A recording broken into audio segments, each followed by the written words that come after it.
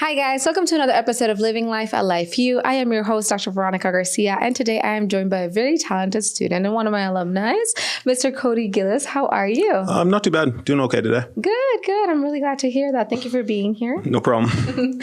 So Cody, let's talk a little bit about why chiropractic. I chose chiropractic mainly because I found it was a profession that you could help people while still having control and semblance of who you are as a person. So it was nice that way. Just drew me to it. Yeah. And then you did started in a different pathway and kind of came to chiropractic. What was that pathway? So I did athletic therapy, then went to PT, and from that somehow branched to law. And I just wasn't a fan of the landscape of it and the mentalities. So switched over to chiropractic. That's awesome. And you are from the great north of Canada.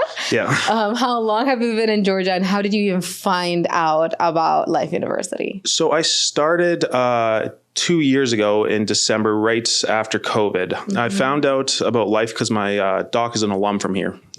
Graduated in 95, and him and his wife both did actually. And he said it was a great place for Canadians, and then that he wouldn't really deal with any students from any other school just because of the philosophy aspect of it all. That's really interesting that you say that. And also, you know, if you didn't know, our president and some of our vice presidents are Canadian. Yes. Funny enough. Yeah, a good chunk of the staff. You must feel just like at home, kind of, sort of. Except for the weather.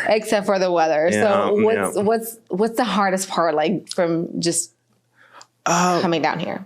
It's honestly, the weather is hard to deal with in the summer. I am not a fan of that. And then just the busyness, I guess my major city is vastly smaller than like Atlanta. So coming from like a place where there's 3 highway roads to a place that there's 8 is kind of a big jump.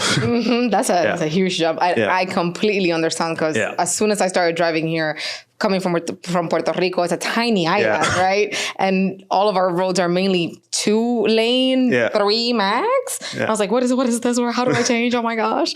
So if you haven't driven Atlanta, please do it with a lot of care and just be patient. Be patient. And good luck. Good luck out there. And don't go out when it snows. No, we don't do that because we don't do snow.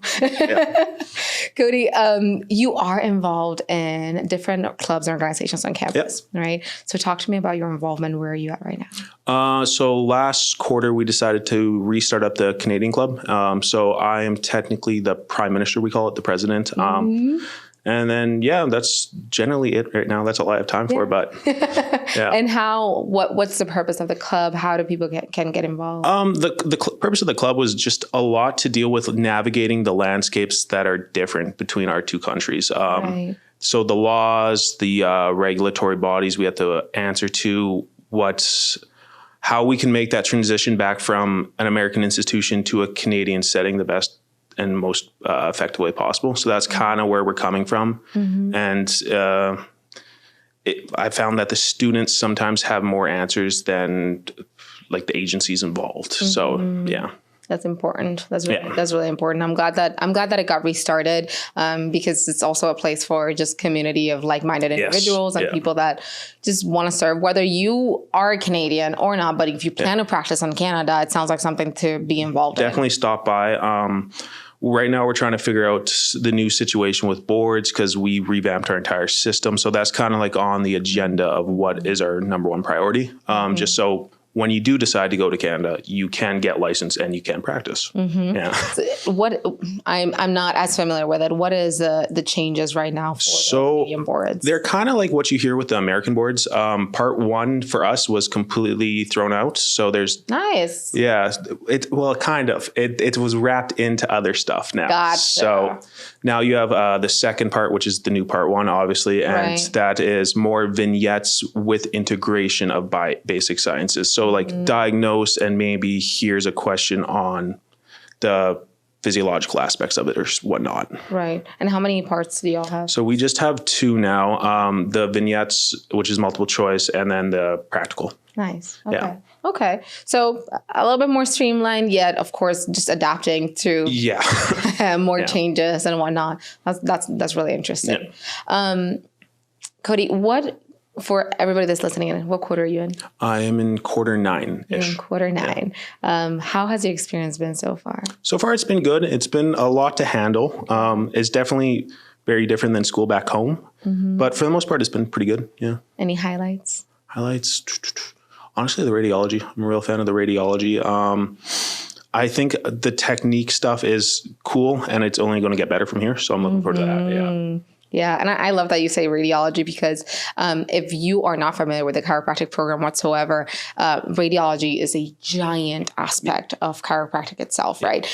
We take how many classes of radiology? Too many to count? Yeah, just... But for when you start even diagnosis, so you have scale A, scale B, scale C, and scale D. Yep. And then you have soft A, soft B, and then you have special rad. Yep. And before that, you have to know what you're looking at. So normal radiology 1, normal radiology 2, and then also X-ray positioning, X-ray analysis. Right. So report writing, exactly, because if you're looking at something and you're trying to understand what you're seeing, you have to be able to write it out for others. It's definitely a lot. But it's really interesting. And I think that we have truly top class professors that allow for DAG bars, not just anybody, DAG bars, people that specialize in that. Who has been your highlight for now that you say shout out, he inspires me? I love Dallin, and then Fox is amazing too. And he's Canadian. So he's shout out to that. Of course you're not biased at all. Yeah, no, of course not. Yeah. Fox is pretty cool. Yeah. Hard tester. Yeah.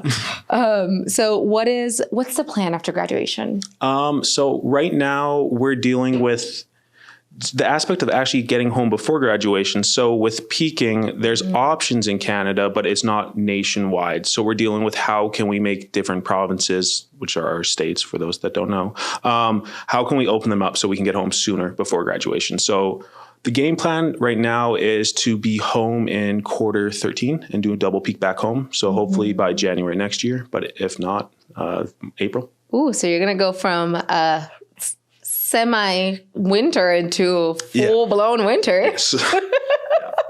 I'm sure you're going to adapt right at home very well. We went back this year and no snow. It was a shame. Yeah. Really? Yeah. It was a green Christmas, which I don't know if that's ever happened in my life. Interesting. Yeah. I did not know that. Yeah. What province are you from? Originally from Manitoba. So right above North Dakota. Yeah. That's awesome. It's so beautiful. Yeah. I had a really good friend from Life University that was also from Manitoba. Okay. Yeah. She's amazing. Yeah. Just had a baby. So shout out to you. Well, thank you so much for your time. I'm really excited that you were able to kind of get that club restarted and help people make the connection so that we can start, providing the resources for Canadians to kind of go back home. Yeah, exactly. It's just about creating and fostering the relationships to boost each other, because that might be something we're missing out on a little bit. Absolutely. Absolutely. Well, thank you for taking initiative on that. Good luck with all your endeavors. Good luck in midterms. Thank you. You're going to do amazing, I'm sure. Yeah. And I'll see you in clinic. Yes. And we'll see you on the next episode of Living Life, A Life View. Bye-bye. Thank you.